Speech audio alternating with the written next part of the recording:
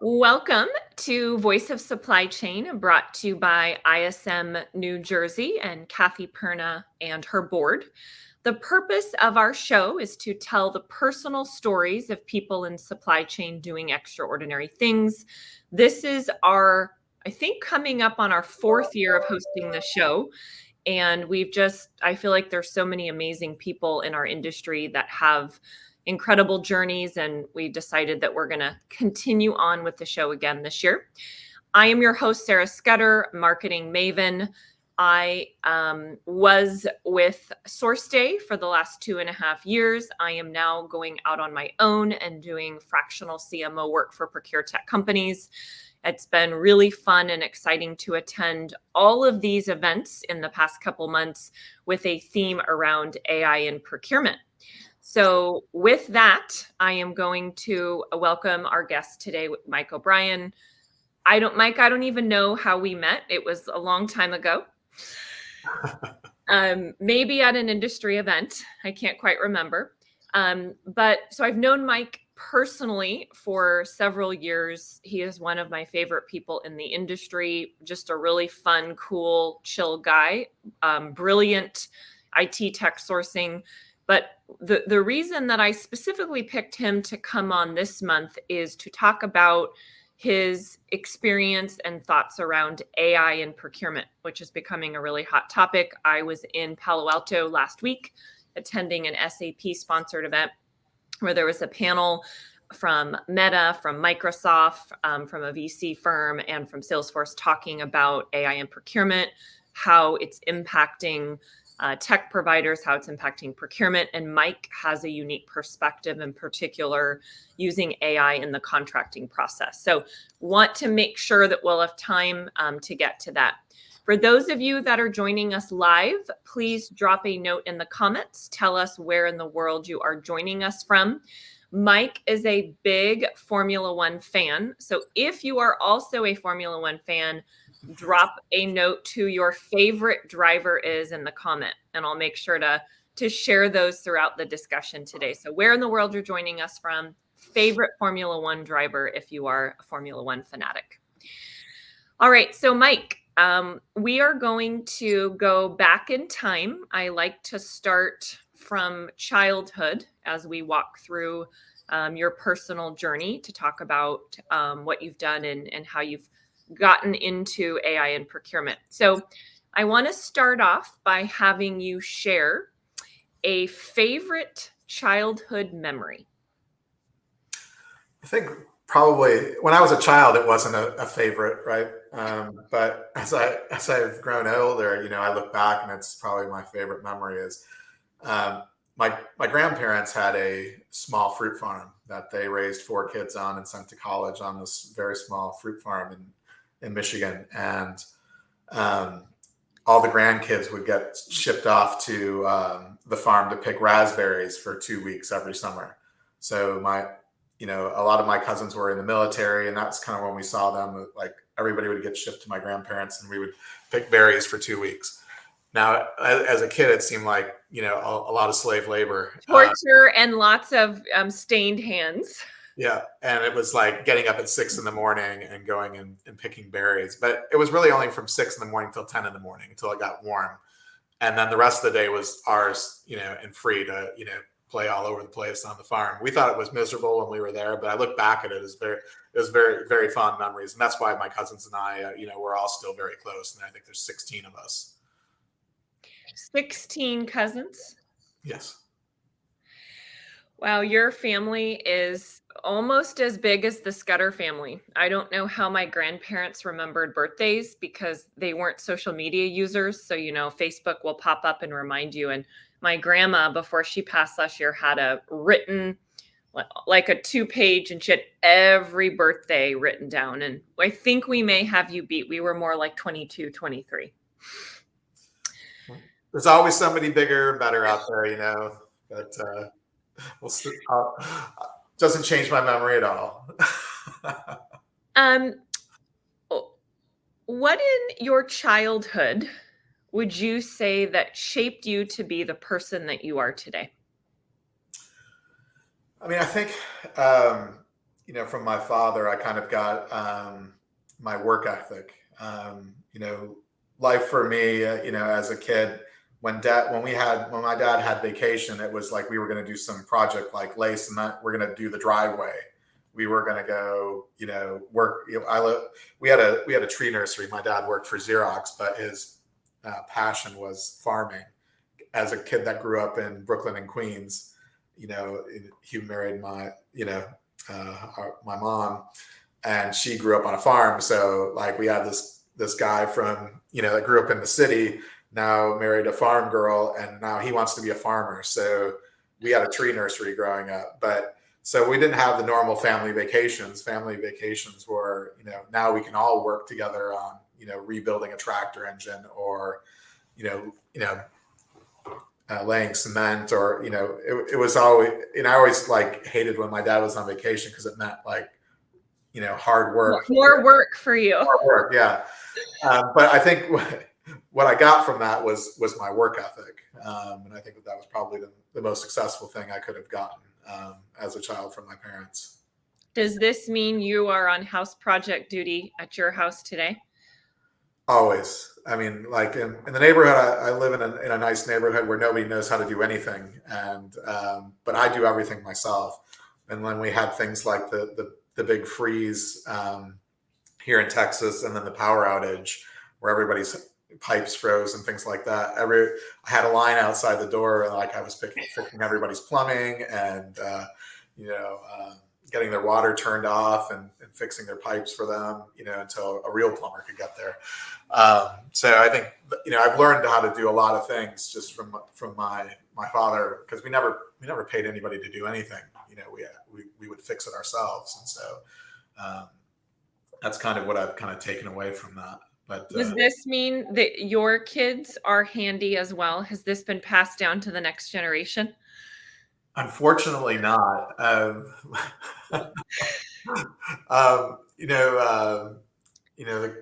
would say my daughters actually are more interested, have been more interested in like building things with me. So, I would say my son wasn't interested until he's gotten a little bit older, and now he's like, well, I need to know how to do these things as well. So he's waking up. They weren't forced to like I was, and maybe that's a mistake I've made along the way. But at any time, it's good to pass that knowledge down. A couple shout outs. We've got Val joining us all the way from Berlin. Hello, Val. I think it's very, very late for you. We've got Matthew joining us from New Jersey, and James, who is tuning in from the University of Buffalo. Most influential person in your childhood, and why? I think a lot of people would probably say their parents, but I think it was my best friend Dave. I was a very serious person when I was younger, very, very focused. I think my kindergarten teacher said I was an old man in a little kid's body. And, my friend Dave was just kind of a crazy person, and I think I met him in 8th grade, and we got into so much trouble, between then and, even today. Had it not been for him, I think I would not have had so much fun in my life. I think he kind of broke me out of that shell. So, I'm a much more fun person than I think I probably would have been had I not met him. I would not describe you as a serious person. I think you're focused and smart, but you're also very, very fun. I love when you pick up the phone or send a text. I always know Fun Mike is there. Well, that's good. Well, I have to tell my kids that then. So one tradition, so you have your own family now, one tradition that you've continued on from your childhood with your family today, something that really just stands out that was really important to you to continue. Family dinner. We try to have dinner every night as a family. Doesn't always work out, but a lot of times it's early with all the kids have their activities, and it's crazy. It's year round, but even if we're having dinner at 4:30 in the afternoon, like we still try to do family dinner every day. And I think that's kind of fun, but we also do like, what was the best part of your day? What was the worst part? What was the funniest part? Oh, there's like interview time. Yeah, and it's funny, like our kids' friends like that. They talk about when they come over to our house, they eat dinner with us, and they like that's their best part of dinner is like they like to hear everybody else's story, so they always want to do that. So, what did Mini Mike, what did you think you wanted to do when you grew up? So as a kid, like you were like, I want to be this or I'm going to do this. I wanted to be an aerospace engineer from really, really early. I was obsessed with like fighter jets, and that's what I wanted to design. And so I knew what I wanted to do right as a little kid. When you say fighter jets, I immediately think of the show Masters of the Air. Have That you? is, yeah. Okay. Have to watch it. I think it's 8 or 9 shows, and it's about fighter jets, and it's the story of the war. So I think you would definitely enjoy it. I just finished the last episode. Yeah, definitely. So aerospace engineering. So you went to University of Michigan. You already knew what you wanted to do, so you were pursuing a degree in aerospace engineering. Most important thing that you learned in college? There's always somebody smarter than you. So I had a pretty big head, big like impression. But when you go to college and you see all these people, it's a conglomeration of really intelligent people.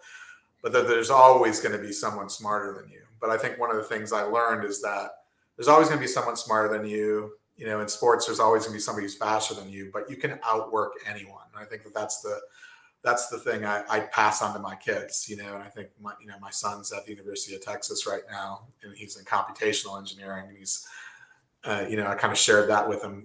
There's always going to be there's always going to be that kid that's smarter. There's always going to be that kid that's faster than you, but you can outwork anyone. And I think if I could pass anything down to anybody, that's what it is. You can outwork anyone and be successful.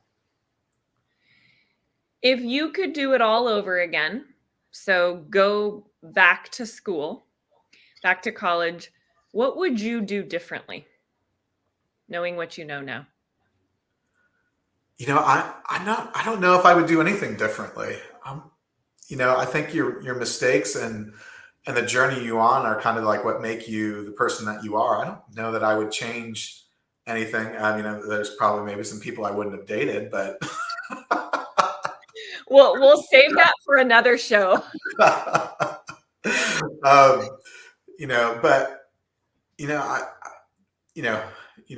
I, maybe my first semester, my sophomore year, I would have taken more credits. It was like a thing where I only had 12 credits, and therefore I got involved in a lot more extracurricular things and maybe a few too many beverages that semester. That a little too much beer pong. Yeah, a little too much free time led to too many non-school activities. So I mean, I think stay busy in school, like so there isn't so much time to go do other things. But that's probably the only thing. So what were you planning to do when you graduated? I don't know a ton about aerospace engineering, so I don't know what the typical course would have been for you. Well, I kind of specialized and was really interested in gas turbine theory, which was like engine design of uh, gas turbines that are used basically in large power generation and in aircraft. So most things that we call jets aren't really jet engines; they're turbofans. So everything that you fly on, commercial jets, those are turbofans. Those are gas turbines that spin a big fan that you see up. They're actually not a jet. Most military planes are jets where you take air into the front and you throw it out the back to generate thrust. But that's kind of what I was really interested in, and that's what I wanted to do. But like when I graduated in '96, that was kind of the end of the Cold War. It was kind of a downturn, but I ended up like getting through a couple of interviews with Boeing to work on their entry into the Joint Strike Fighter, which they ended up losing. They didn't win, but it's also the time that they bought McDonnell Douglas. So I kind of went through all these interviews, and then they're like, well, we're buying, so we're not hiring. And then so that was like, thought I was going to get dream job coming out of college to work on, military aircraft. And, And then the real world hit. then the real world hit. And I think that's, that hits for everybody. Right.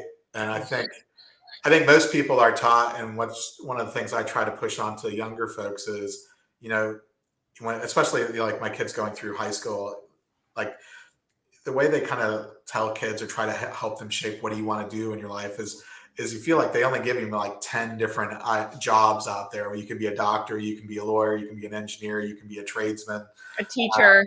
But other than that, those are your choices. What do you want to do? And I'm like, there's hundreds of thousands of jobs. And I think, being able to pivot from one thing, like I was dead set since, maybe I was like 6 or 8 years old on what I wanted to do. But, when I got out of college, it just wasn't there. I talked to the guys at General Electric Engines, and I said, I'll work for free. I'm just really, like, I know there's no openings or jobs, I'll work for free, but you do things in life to kind of give yourself options. And like going through school, I worked for the mathematics department to help put myself through school doing Unix computer administration. And luckily enough for me, when I graduated in '96, there was, the massive technology explosion then. And my skill sets were, in the IT world were, I couldn't get anything in the engineering world, but the IT world, I had, Intel with a, offer from Intel and then an offer from this Dutch bank that nobody had ever heard of, but which was like the 7th largest bank in the world, ABN AMRO Bank. And then I chose to go work for this Dutch bank that nobody had ever heard of and work on a trading floor. And, my friends all thought I was crazy that I turned down the job from Intel. And back in '96, if you could get a job with Intel or Microsoft, that was like, that was, you've made it. That was kind of like Google and Apple today, right? Or Microsoft today. I mean, Microsoft still is where you'd want to work. But and I took a job, doing something I've never done before, and only because I really like the hiring officer. He's like, "You're smart. I can teach you everything you need to learn." I'm just looking for somebody who's smart and that's willing to put the work and effort in. So, and that really kind of sent me on, my career. And I think, kind of becoming more IT centric really helped me as I kind of morphed into doing procurement, is because I was an expert in IT at that point, in networking and Unix administration, security, storage, all those things I kind of learned, and then later became, someone who was an expert at buying those as well. So this Dutch bank that you were at, you kind of fell into it because you couldn't get your dream job. One of the things that stands out to me, Mike, is that you were there just over 12 years, which to me, at least this day and age, is a long time to stay at one company. And you had 6 promotions over your 12 years. So you were getting promoted very, very rapidly. How did you have such a big impact in that organization to make yourself stand out and get so many promotions so quickly? I mean, I think it's, when I first started working, working at an investment bank, you hear, 14, 16-hour days. That was definitely it. When I first moved to Chicago from, right out of college, and, I would go to work in the dark and I'd come home in the dark. But I think, early on, you just outworked everybody.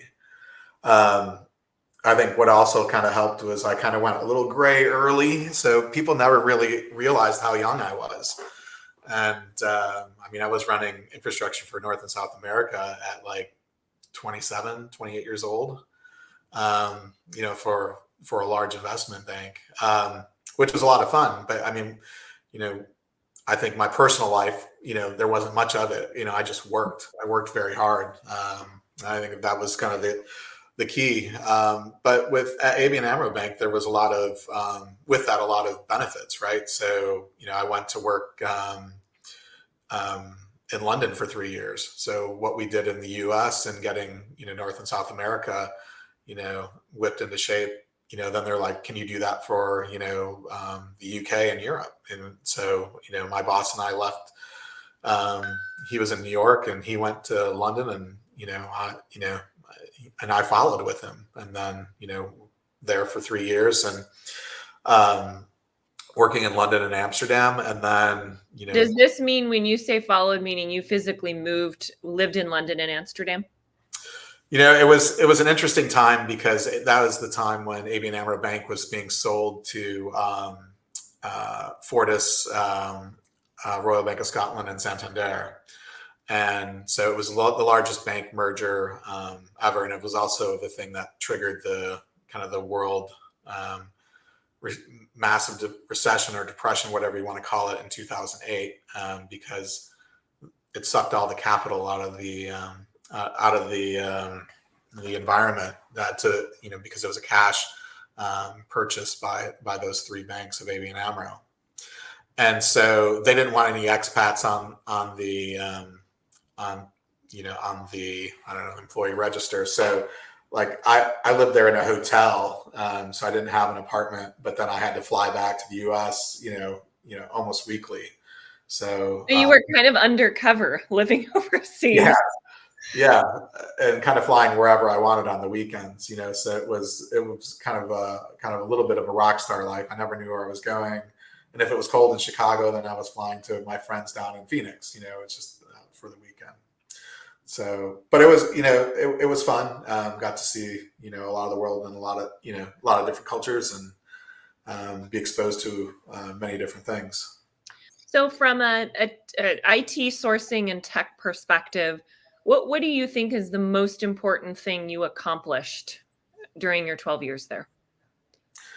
I think the most important thing was I was able to separate that bank into, 3 or 4 smaller banks, right? So making that, all the trading systems, divvying up who, this portion is going to Fortis, this portion is going to Royal Bank of Scotland, global banking markets. This part is going to Royal Bank of Scotland's retail side. This portion is going to Santander. This portion is going to Bank of America.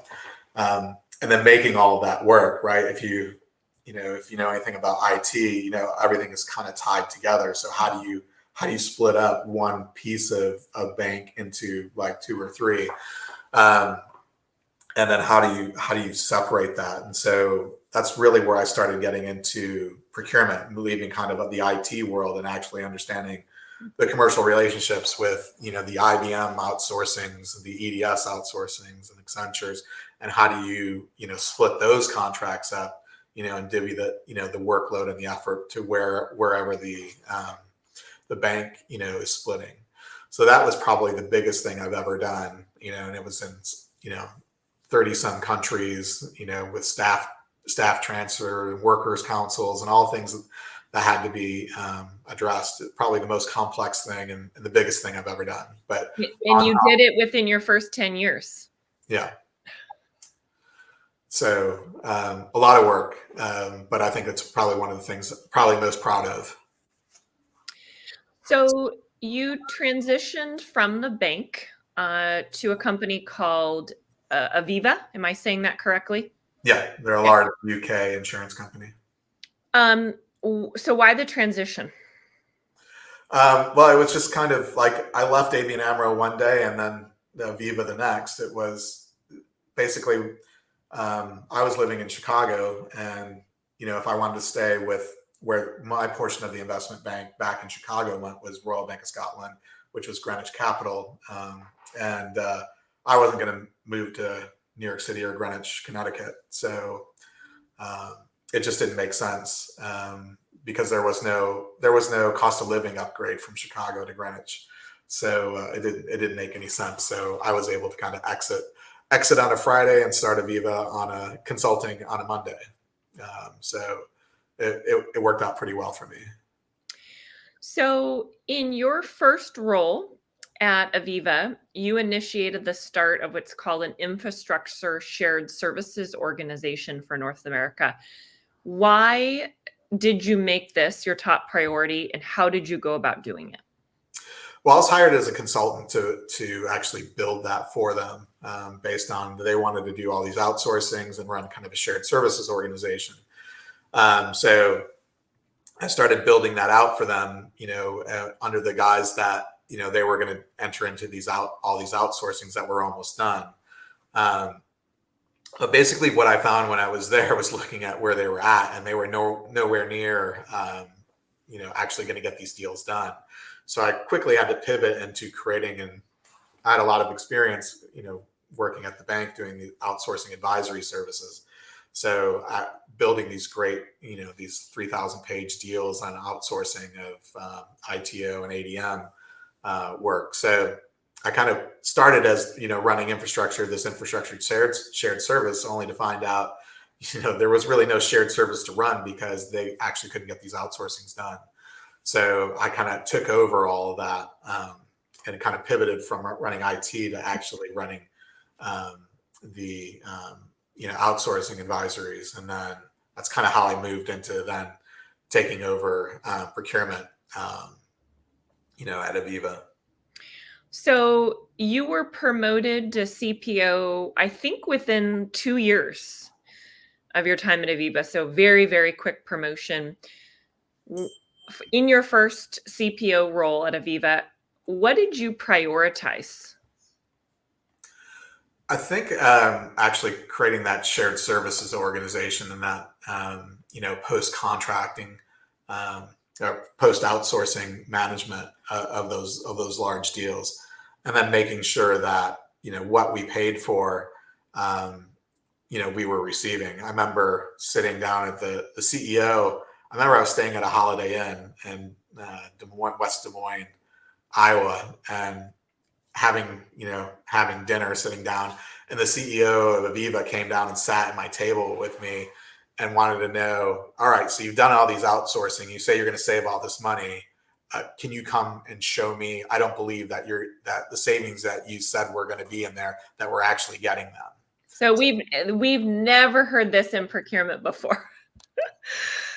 So he called me out at dinner at the Holiday Inn, and so it created a nice relationship for me to actually go in there and show him all the numbers, how everything moved, how basically I quickly did a time and motion study of, here's where you were where we started, here's where you're at now. You have actually grown by 40%.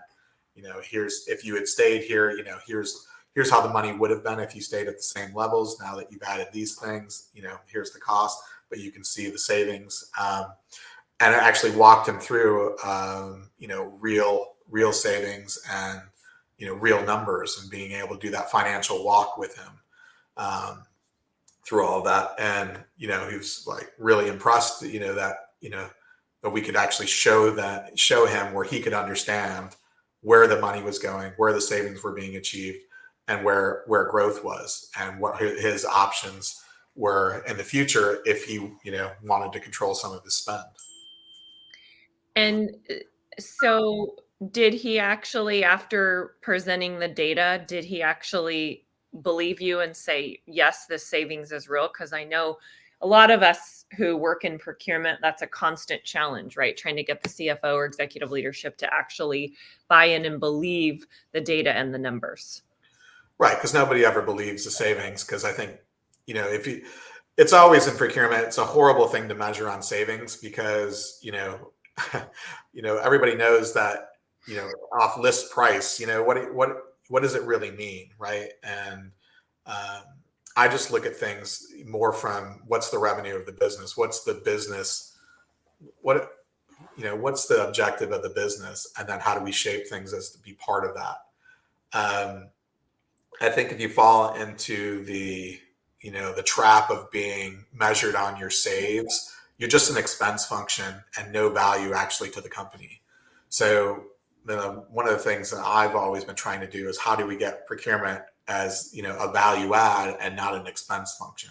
I don't want to be perceived as the Department of Motor Vehicles, that you have to go, if you want your license, you got to go through these folks. And I think that's often the way procurement is perceived. What I like is when people come to me because they want to solve something for the business, and being able to articulate and understand your audience and talk to, folks like the CEO of your company and being able to articulate the value that you bring, they treat you in a much different light. And then they come to you for, what do you think? We're thinking about doing this, Mike. What do you think? It becomes less of, I have to go talk to this guy to, I wonder what he thinks about that. And is this a good idea or not? And then you get brought into, really interesting conversations that have nothing to do with procurement, and for me, that's interesting. So my goal is to get everybody, get procurement, out of this expense function labeling, right? It's not an organization you have to have, I don't want to be, it's because you need and want to have. So that's, what I'm trying to do and kind of the mark I'm trying to leave on the industry.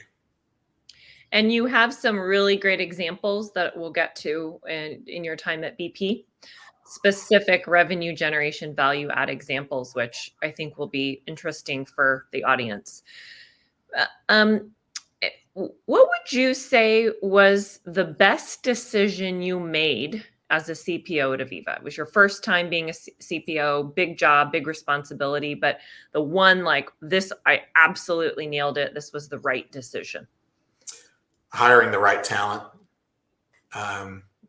By far, I hired, some great folks, and one of them, that I hired in, at Aviva also followed me to BP, and we keep in close connection, even now.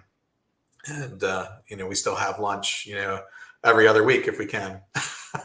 So, I mean, it's always hiring people that are, better than you or fill your gaps. So you always want to hire, people that are smarter than you, people that have the same values as you from a work ethic perspective, and people that you can trust. I think that's, by far the best thing that, and maybe not the answer to the question that you thought you'd get, but I think that, for me is, surrounding yourselves with the right folks. How did you do such a good job at hiring the right people? Because it's not that easy. Someone can look great on paper. Someone can have a great interview. Somebody can have good references. Like, what were you able to do that really said, wow, this person is going to be a great fit. They're going to have the right skill set, the things that I'm going to need to take my business to the next level? Yeah. I mean, I don't think it's, it's never an interview process, right? It's all through networking and people that I kind of strongly believe in that. I mean, I think interviewing and stuff like that is, I think that's kind of dead. But, one of the individuals, I had an opportunity to work with them in a different format. And I was like, wow, this guy's really, really smart. And, that's somebody I wanted to invest some time in and kind of, teach him like, well, I guess the dark arts of, outsourcing advisory that I had learned and then had, improved over the years. And, they were interested in learning. Right. And I think it's that, folks that are interested in learning and going on that journey with you is really what's important. So I don't put a whole lot I don't feel like I can get a good feel for folks in an interview. It's often too staged. It's not real, so I've got to find different ways to, understand, whether somebody's kind of like, I want to partner with them. And that's the way it kind of always works. Like, my boss from ABN AMRO, I'd work for him or he would work for me. We have no problem. It doesn't really matter. Right. We enjoy working together. Same thing with one of the individuals that I brought to BP. I'd work for him or he'd work for me. It doesn't. It's not really like it becomes kind of a peer relationship where we have different skill sets and roles, right? And I think that's what I look for, and that's what I've been successful with is having that team of folks that you build up over your career that you can count on.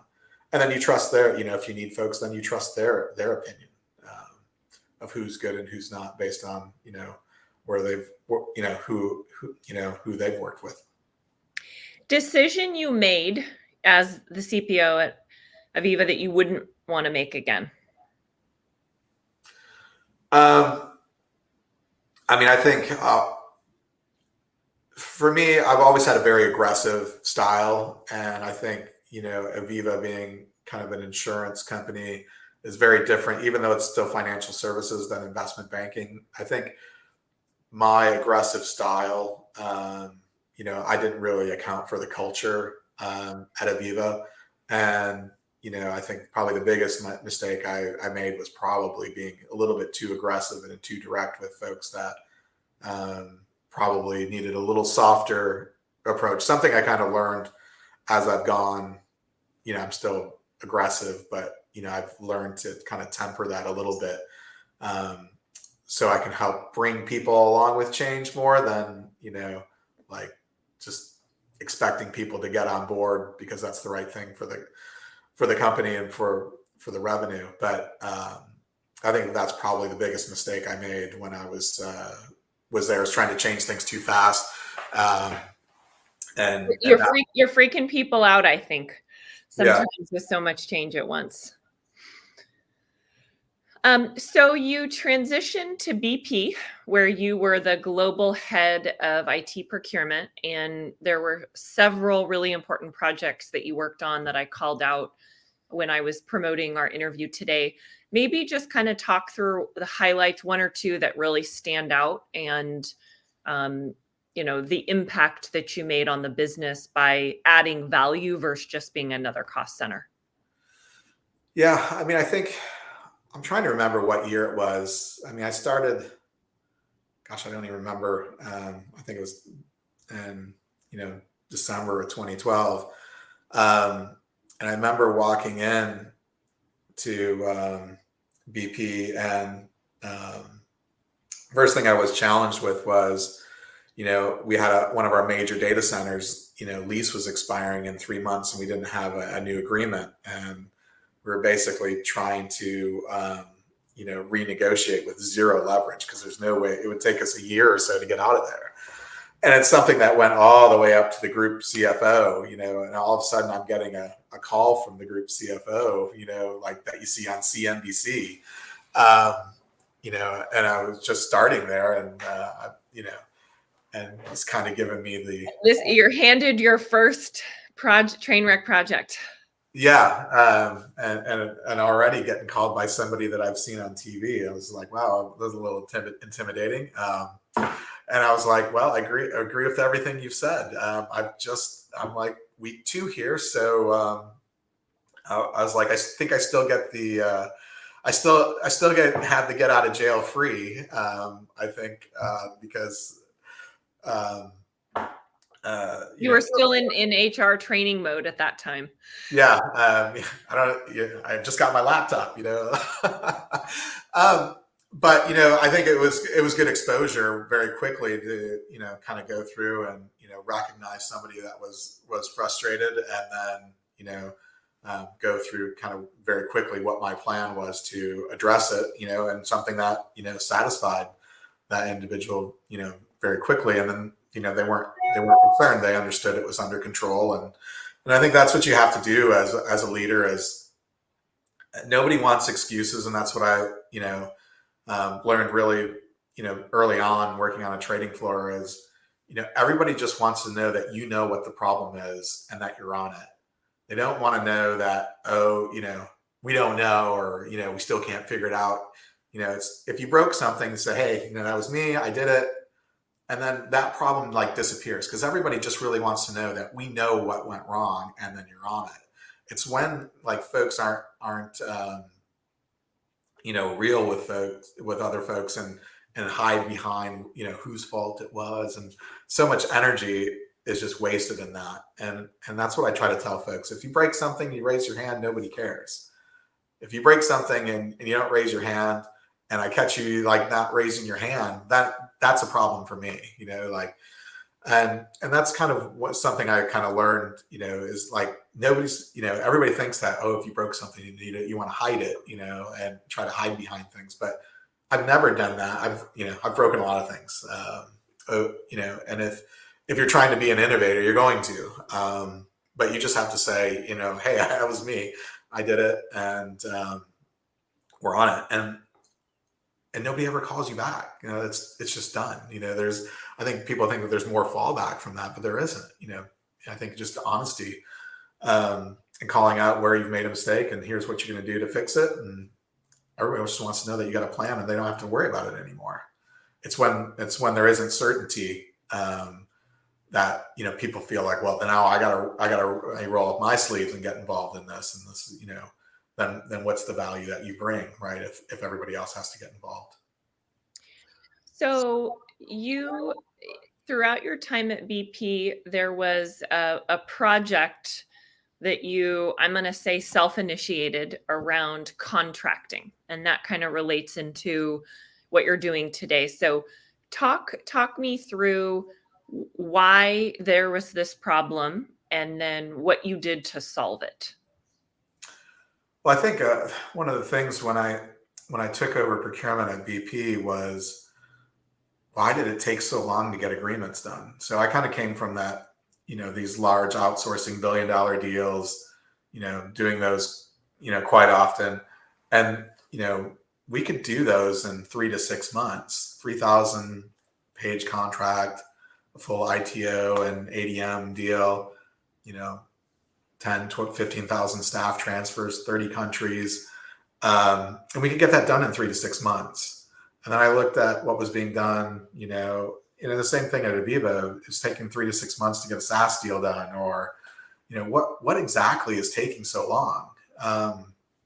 And then, I spent a lot of time kind of looking at, listening, because I kind of learned that just don't be just so aggressive and jump in there, but listening to, what everybody was doing and how they were working. And, we found that most people were spending so much time just negotiating the same terms and conditions back and forth, time in, time out. And nobody was actually spending time working on, statements of work and articulation of the requirements. And what I saw at BP, and what I see at many procurement organizations, is that we've become, as a procurement organization, almost project managers for a deal. Like, not actually doing the deal anymore, but project managers of, oh, I sent this to legal, and oh, I'm waiting for IT to send me their requirements. And we've gotten into this management of a process instead of actually doing what I consider adding value in the actual negotiation. Finding an interesting commercial construct to buy that, to hedge risk for your company, to build the relationship with the supplier and understand that, to have a better working relationship. We got more into like, oh, I'm waiting for a red line, and I'm just going to wait here until it comes, and then now I'm going to send that. Now that I got the red line, now I'm going to send it to legal. I'm going to wait and see what they said, and then I'm going to schedule a call. Just all inefficient. So I'm always looking for what's new in technology. How can we be more innovative? And then everybody, I think this is probably around 2018. Everybody was talking about AI, and a lot of people talk about a lot of things, right? And blockchain. And then a couple months later, it's gone, right? It's the topic of the month. Right. And then, how much of that is just buzzwords and what's snake oil? Like, I have to see it and touch it, and let's try some things. And then that's where I kind of introduced to this gentleman, Krishna Kumar, and he had this company called Orchid, and they were doing AI, and he and I started talking, and he was explaining knowledge graphs and ontologies, and all these interesting things. I was just trying to get my head around it, but I was like, well, what can we do that like, what's the use case that we can try to solve? And we did a couple different things with like contingent labor, and I was like, okay, that kind of works, but that's not really going to set the world on fire, at least for us. And then we kind of came up with and then my friend, which is the individual I met at Aviva and brought to BP, he came up with this idea, and it wasn't my idea. It was his idea of, what if a third party could negotiate a compliant contract um, on their own, and then procurement could actually work on the things that actually cause disputes and help with the statements of work, articulation of the requirements, setting up the commercials, all those things where we would kind of, really not focusing on. So how can we like take things that are more programmatic and like, negotiating limitations of liability that we do 1,000 times, and let a tool do that. And that's kind of where we started out with. And we ended up with taking that 3 to 9 months and something for over a year, honestly. And we got that down to, 7 days on average at BP. And, I think you have to suspend disbelief for a little bit to understand how we did that. But what we did was, we used, AI to look at all of our historical contracts. And then Mike, question on that, just so our live listeners have a sense. What scope are we talking about at BP? How many suppliers, how many contracts? This is not, a couple hundred. This is thousands and thousands of contracts that need to be negotiated and then managed, right? The terms and the T's and C's throughout the life of the agreement. Right. I mean, just in IT, I had 1,400 suppliers, and many of them had multiple contracts. Right. So just the sheer volume. We're talking in the thousands here. Right. Okay. So the kind of sheer volume of the agreements that were coming through, plus during this time, all the new SaaS vendors and the world has changed significantly. It's not so much of like I have one big agreement with IBM and they handle everything. Mm-hmm. I think it's grown exponentially. But what was kind of interesting was actually looking back through historical contracts and understand, where do you actually land? What's an acceptable position for a company like BP versus here's what here's a template from external legal, and here's your fallback positions, which might be further overreaches, right? But what do you actually sign? What's the performance of your templates? What's the performance of your clauses? And where do you actually end up? And then we use that knowledge to actually come up with a dynamic playbook that was actually from real negotiations of what was actually acceptable for BP. And then we could kind of curate that. And then we would risk score those things and grade a supplier's performance on a contract. So what we would tell suppliers was, I only deal with A and B players. So if you're a CDE player, we're not going to get the contract. So we kind of gamified the whole situation and scored their performance, but we gave them options in the contract based on those variances that we had found, through the AI models. And so what we ended up finding was something that worked well for the supplier and the customer, which was something we didn't really think about when we were really only thinking about ourselves and our time to contract when we came up with this idea. But what we ended up doing was the suppliers actually like this because it cuts their pursuit time. Well, so, yeah, and all the back and forth and legal and launching, months and months, there's a cost to them as well.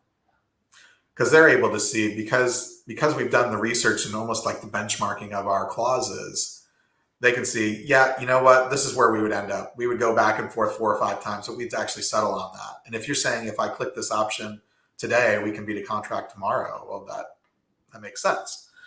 And so that's where I think, like, I think our approach has been very different in that I think a lot of the other suppliers out there developing procurement technology are trying to digitize legacy processes. And I don't think that that's enough, right? There's no value in that, right? Because you're just adding cost for a tool that does the same old thing that you were doing before. But if you take a whole different approach to it, that's where you can unlock value. So if you can get to the same, what we found, we got to a more compliant contract in 7 days than we could in 9 months. So that's the value of technology, right? But the other kind of aspect of that is it unlocks, the ability to compete more, right? So instead of where you run an RFP and you talk about price and solution, and then you down select to one supplier, and then you try to negotiate a contract, That's why it takes like 6 to 9 months to do a competitive bid.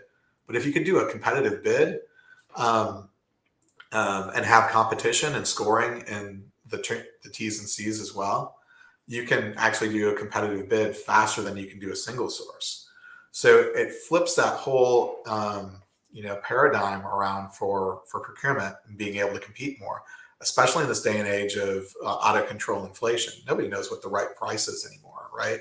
We always had a good idea of what it was when it was like, CPI was less than, one, it was in the 1 or 2%. You could you could have a good feel for what the cost of it was.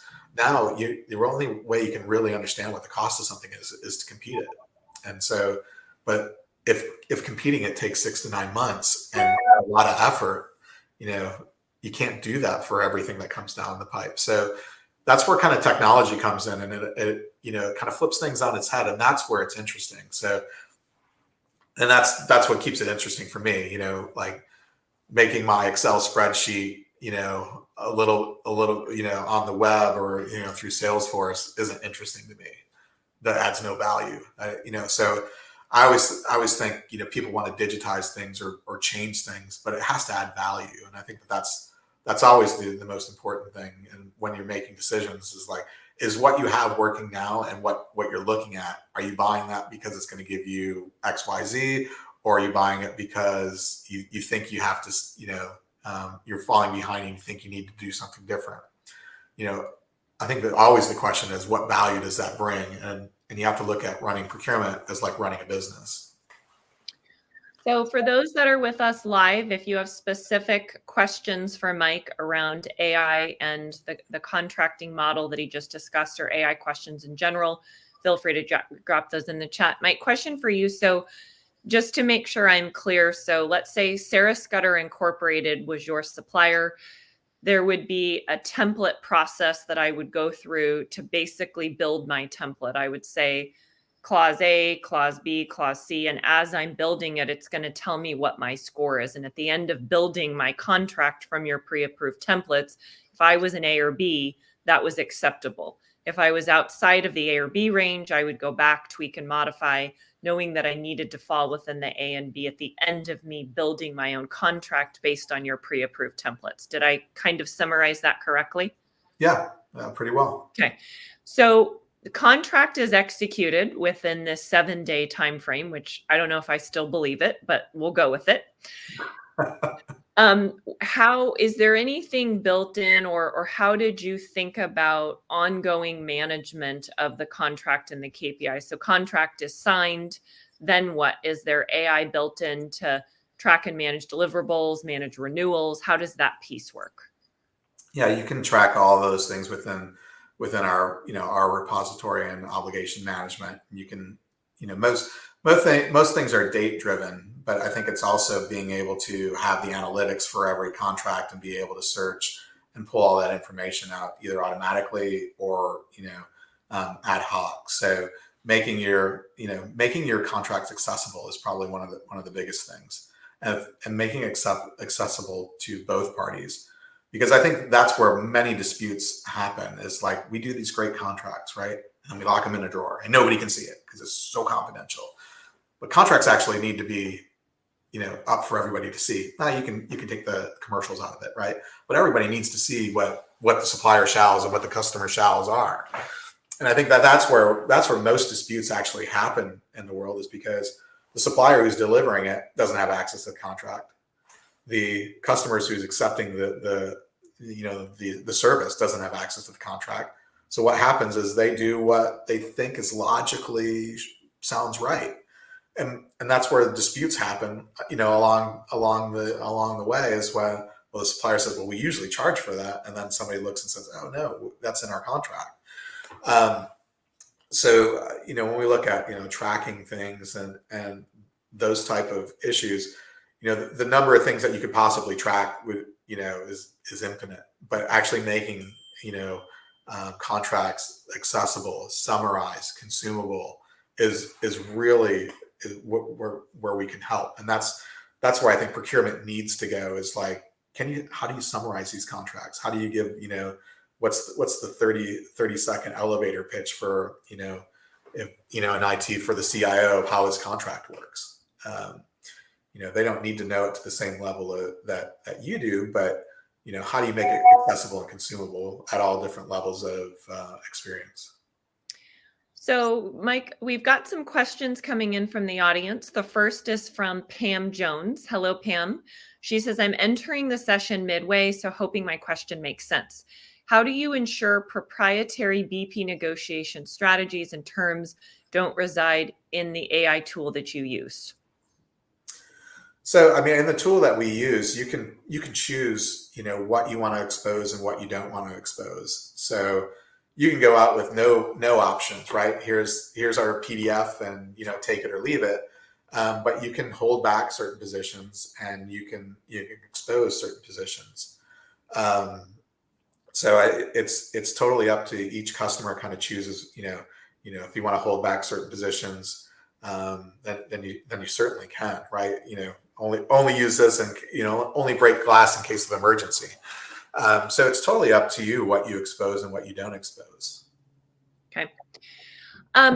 Mike, what is next in regards to AI procurement in the contracting space? It's beginning 2024.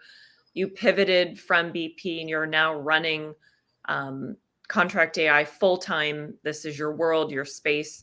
What do you want to share with our audience today, people that want to get better at using AI, want to use AI more, and potentially want to use it in the contracting space in particular? Yeah, I mean, I think it's really exciting. I mean, I think you can see how technology is changing almost monthly, right? If you look only a year back with, Chat GPT and now these large language models coming, is really, you know, really changed, a lot of the capability, and it's allowed, it's set the bar lower, actually, the lower barrier of entry for folks to come in and do innovative things. I think what's out there is more of an ecosystem approach. And I'm a big fan of ecosystem. I don't like the monolithic, end all be all systems that, do everything, but do everything poorly and turn into shelfware. And then you got a really expensive repository. I think there's a lot of cool things that are out there, but the one thing everybody needs to understand is, garbage in, garbage out, and it is the data that you have. Things take so much longer if everybody has to clean up your data for you. And so one of the things to prepare is, like, what does your data look like? If you were to hand something over, it's kind of like, when I grew up as a kid, how many people would want to let people see their bedroom without cleaning it up first before you had company, right? Probably wouldn't want anybody to see that. And that's usually the biggest thing that, that people need to do, is to kind of clean up their house a little bit. And, sometimes you need a project, like, we're going to do this thing with AI to force you to do that, right? It's just kind of like, sometimes that's I call that the trigger event. Yeah. But that's the key thing. And, things we see out there in a lot of our customers is actually having to clean up the data. And so all these Adobe Sign and DocuSign things, people have so many multiple contracts. Some things are partially signed, fully executed, or not signed at all. And they're all just in a file system. And I think cleaning a lot of that up, is something that, everybody can do a little bit at a time and clean it up. But that will allow you to kind of, embrace some of these technologies faster, because you're going to have to do it at some point. It's either going to be part of your project, or you can do it ahead of time, organically, to get yourself in the right situation to, take advantage of, the innovations. But innovations are happening so quickly. So, I mean, I think, you have to, I was like, date often, and, don't get married, because divorces are ugly, right? So in the technology world, I think you need to date more, and see how things are changing, and, have a little bit of appetite for innovation and risk.